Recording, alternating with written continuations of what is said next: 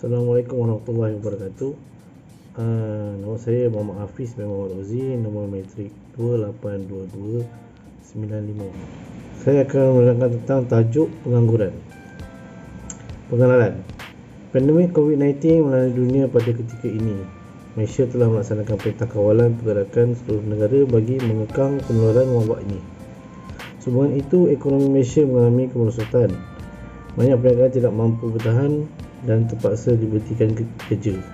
Akibatnya, kadar pengangguran di Malaysia semakin meningkat. Menurut Kamus Dewan edisi keempat, pengangguran bermaksud ialah keadaan di mana ramai orang yang tidak mempunyai pekerjaan yang berlaku pada jangka masa cuaca yang tidak membolehkan suatu pekerjaan dilaksanakan. Manakala Selamun 1999 pula memberikan perihal penganggur sebagai seorang yang tidak bekerja walaupun mereka masih muda dan ada kudrat untuk bekerja dan mendapat gaji. Seterusnya, statistik yang diperolehi daripada Jabatan Perangkaan Malaysia, tenaga buruh di Malaysia edisi Februari 2021 menunjukkan kadar pengangguran dalam kalangan penduduk sebanyak 777.5 ribu orang berbanding pada Disember 2019, iaitu sebanyak 711.0 ribu orang. Ini menunjukkan berlaku peningkatan kadar sebanyak 8.5% dalam masa setahun. Keadaan semasa COVID-19 ini telah memberikan kesan buruk pada pasaran buruh, terutamanya golongan belia, iaitu graduan baru yang menghadapi kesukaran mencari kerja dan mengekalkan pekerjaan dan pendapatan. Seterusnya, saya akan menerangkan tentang jenis-jenis pengangguran. Yang pertama ialah pengangguran yang bersifat sementara ataupun berlaku dalam jangka masa yang singkat. Yang kedua ialah pengangguran struktur.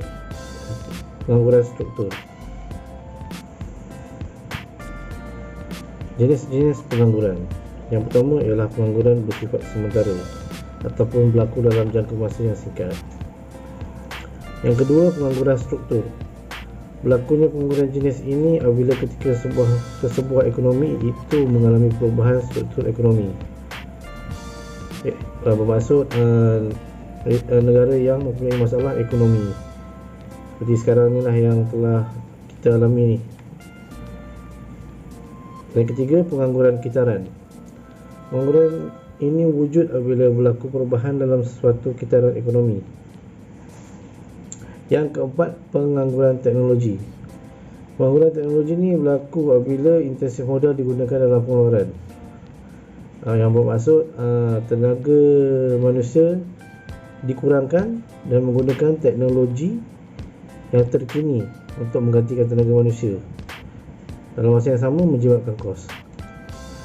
Seterusnya, pengangguran tidak ketara.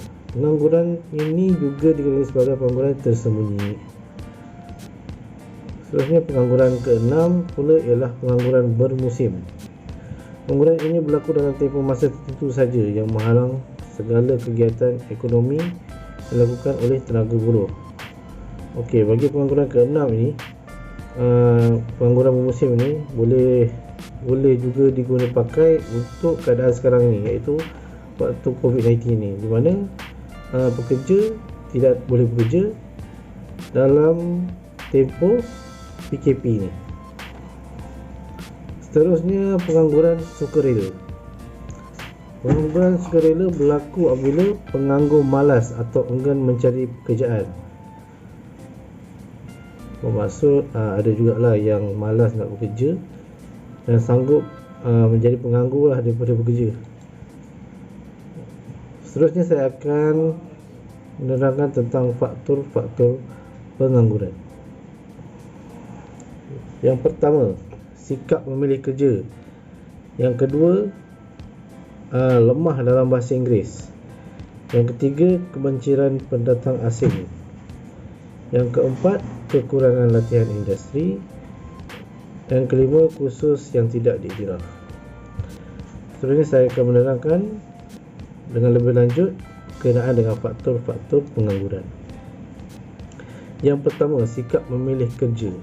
Sikap individu yang selalu pilih pekerjaan yang sesuai padahal pekerjaan yang diminta tidak setaraf dengan kelulusan dan bukan bidang mereka sewaktu belajar di universiti. Mereka lebih sanggup menganggur daripada bekerja sebagai kerani atau jawatan lain yang dirasakan kurang setaraf walaupun sebenarnya lebih baik bekerja daripada menganggur. Yang kedua, lemah dalam bahasa Inggeris. Ramai lepasan siswasa tidak dapat menguasai banyak bahasa, khususnya bahasa antarabangsa iaitu bahasa Inggeris. Bahasa Inggeris penting dalam era globalisasi, liberalisasi, dagang dan asalkan teknologi maklumat ICT hari ini. Yang ketiga, kebanjiran pendatang asing. Negara kita sudah menjadi syurga kepada golongan imigran seperti warga Indonesia, Bangladesh, Nepal, Myanmar kerana mereka mendapat kerja dengan mudah, terutamanya dalam sektor pembuatan dan perindustrian. Majikan pula mengambil pendatang asing kerana bayarannya lebih murah daripada kerja tempatan. Seterusnya, keempat, kekurangan latihan industri. Kekurangan latihan industri yang disediakan oleh pihak institusi pengajian dengan kerjasama syarikat atau pertubuhan bukan kerajaan tidak membantu graduan mengharungi cabaran-cabaran industri. Banyak industri sekarang tak menyediakan latihan industri. Kurang latihan industri ni. Sebab latihan industri ni sangat penting untuk graduan mendapatkan kerja. Yang kelima ialah kursus yang tidak diiktiraf. Setengah pengajian menawarkan kursus-kursus yang tidak diiktiraf oleh kerajaan. Lambakan institusi pengajian ini hanya bermain dengan kata-kata apabila menawarkan jurusan yang tidak mendapatkan pengiktirafan dan memenuhi spesifikasi pekerjaan yang ditetapkan. Seterusnya saya serahkan kepada kawan saya untuk membentangkan topik yang seterusnya. Warahmatullahi taala wabarakatuh. Seterusnya saya Muhammad Akasha akan membentangkan tentang kesan-kesan pengangguran. Kesan-kesan pengangguran yang pertamanya menjejaskan kestabilan ekonomi dan sosial negara, yang mana kestabilan ekonomi dan sosial negara ini akan mengakibatkan berlakunya kekurangan hasil pendapatan negara, sekaligus meningkatkan kadar kemiskinan dan akan melambatkan proses pembangunan negara. Seterusnya, kesan negatif terhadap masyarakat. Ini kita boleh lihat di mana ia akan memberi kesan pada masalah kewangan. Yang paling terkesan pada tentang masalah kewangan ni adalah orang miskin dan B40. Ia juga akan kesan negatif ni juga akan melibatkan lagi kadar penlibatan masyarakat dalam jenayah semakin meningkat. Kemudian pendapatan negara akan menurun. Ini seperti yang di poin yang pertama tadi, mana pihak kerajaan, kita semua tahu pihak kerajaan sesebuah negara bergantung pada pendapatan negara untuk mengurus tadbir negara.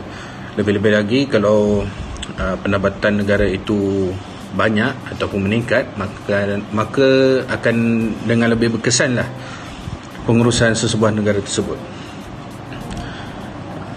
Pada masa kini, dengan isu-isu semasa sekarang ini seperti pandemik COVID-19 yang sedang berlaku, juga memburukkan lagi keadaan. Mana bila berlakunya pandemik COVID-19, rata-rata kebanyakan negara mengambil keputusan untuk membuat total lockdown, di mana macam kita tengok contoh di negara kita, di Malaysia, ramai individu-individu yang terkesan, yang kehilangan kerja, yang tidak ada lagi pendapatan untuk menampung keluarga. Jadi pandemik ini salah satu punca faktor yang memberi kesan terhadap kadar pengangguran di negara kita. Seterusnya, pengurusan negara yang tidak berkesan, seperti di poin yang kedua tadi.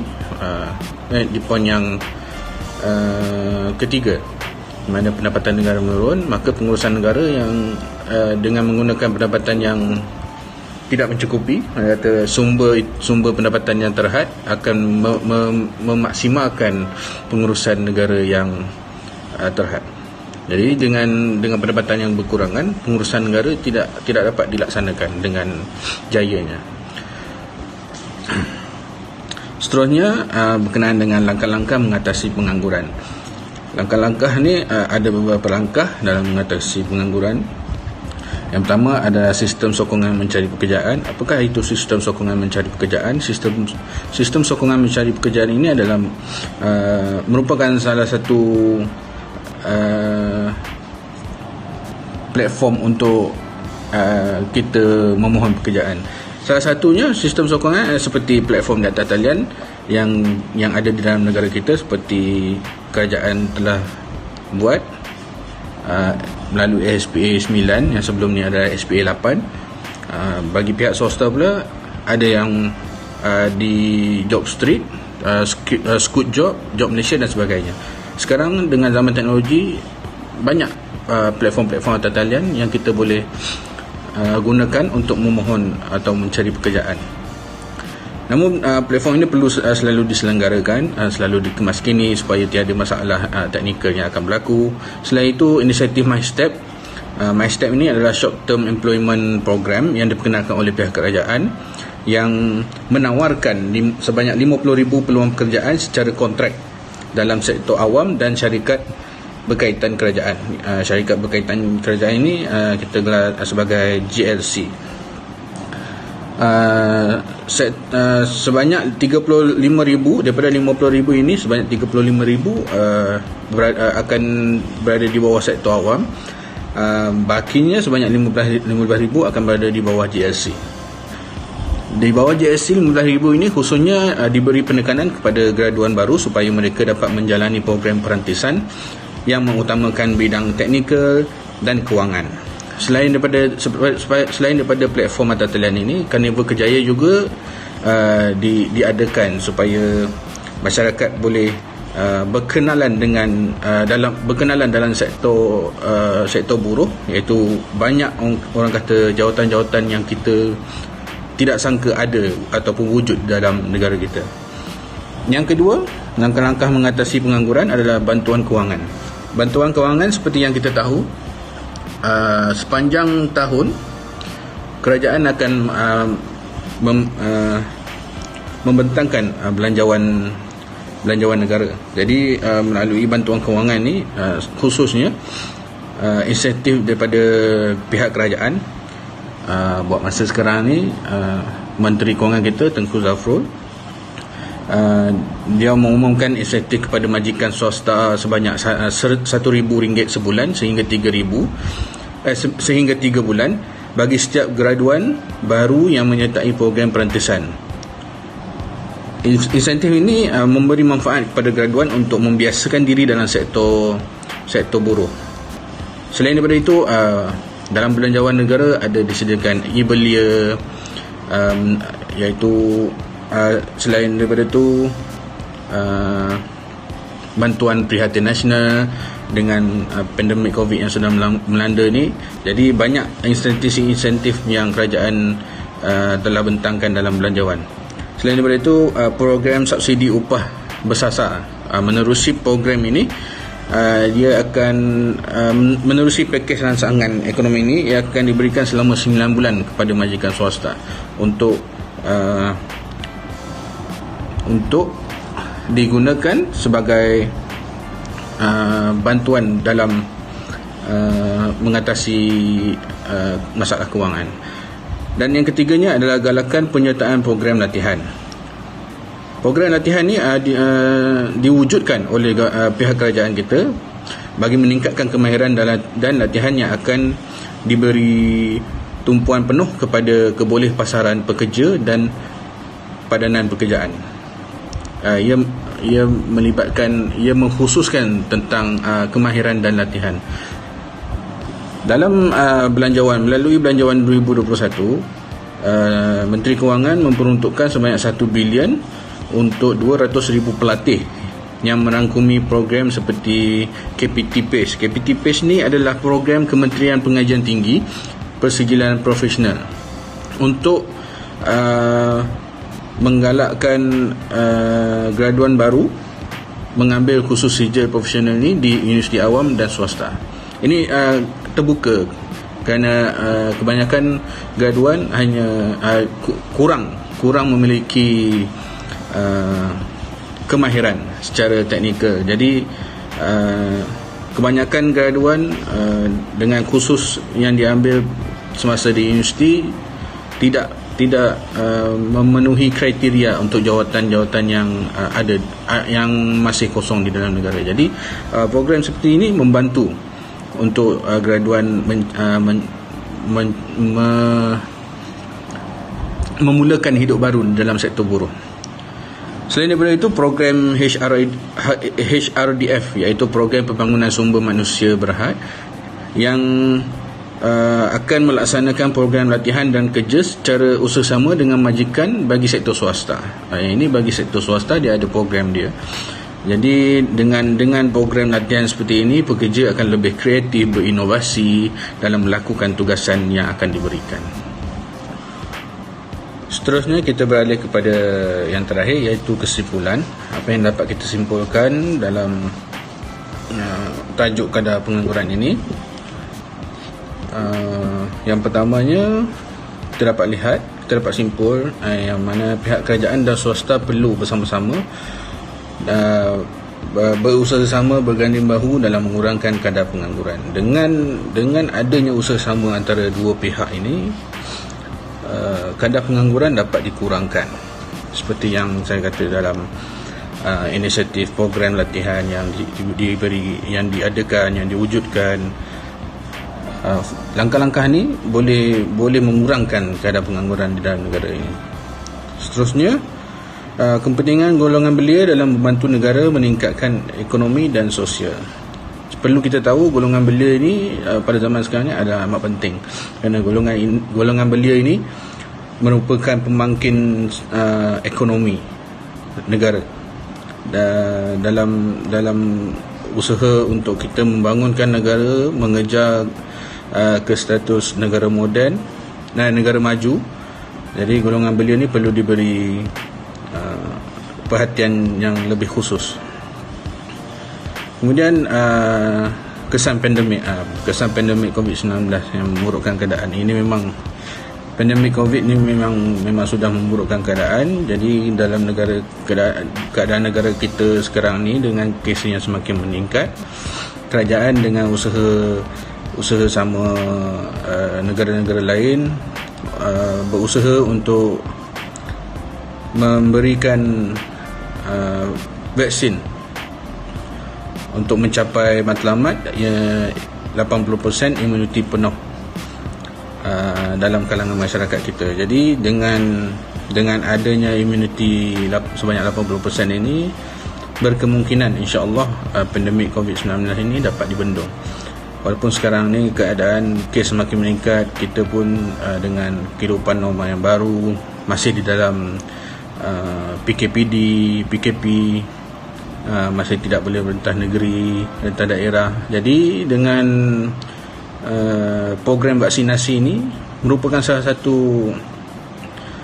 satu usaha kerajaan dalam membendung pandemik COVID-19 ini. Dan yang terakhir adalah